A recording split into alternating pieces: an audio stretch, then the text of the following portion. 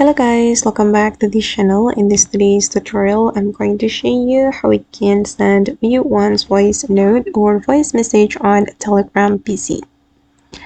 Okay, let's get into it guys. First thing first, I'm going to open up my Telegram application, and then for example, I'm going to send view once voice note to this account. If we want to send a voice note or voice message, we can click on this microphone icon. We can touch and hold on it like this, and you can record your voice note or a voice message. Okay, and I'm going to lock it.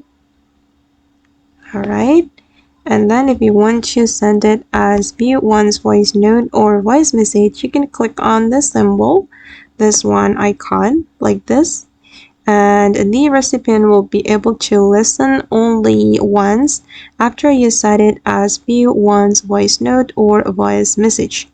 And once you're ready to send it, you can click on the send icon. Okay, and now the voice note or voice message has been sent to this account. Okay guys, and that's all the way to send view once voice note or voice message on Telegram desktop or PC. I hope this tutorial will be useful for you. Thank you so much for watching, and bye.